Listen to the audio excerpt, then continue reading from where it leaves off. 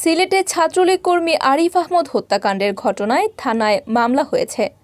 বুধবার সন্ধ্যায় নিহত আরিফের মা আঁখি বেগম বাদী হয়ে বিমানবন্দর থানায় মামলাটি দায়ের করেন। মামলায় 10 জনের নাম উল্লেখ সহ অজ্ঞাত আরও 4 থেকে 5 জনকে আসামি করা হয়েছে।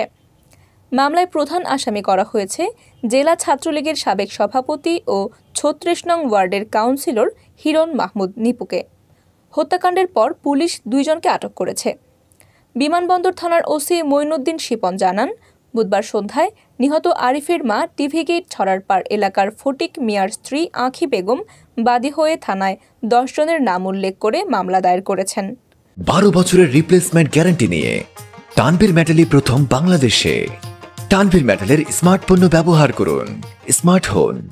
সূত্র জানায়, মামলায় প্রধান আসামি করা হয়েছে জেলা ছাত্রলীগের সাবেক সভাপতি ও 36 নং ওয়ার্ডের কাউন্সিলর হিরণ মাহমুদ নিপুকে।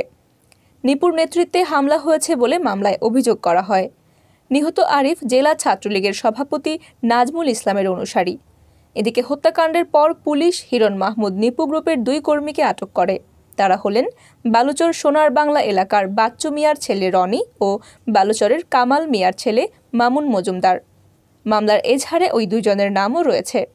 প্রসঙ্গত, অভ্যন্তরীণ দ্বন্দ্বের জের ধরে গত সোমবার রাত 12টার দিকে টিভি গেট এলাকায় ছাত্রলীগ কর্মী আরিফ আহমদকে কুপিয়ে ও ছুরিকাঘাতে গুরুতর আহত করা হয়। আশঙ্কাজনক অবস্থায় ওসমানী মেডিকেল কলেজ হাসপাতালে ভর্তি করা হলে রাত 1:30টার দিকে মারা যান আরিফ।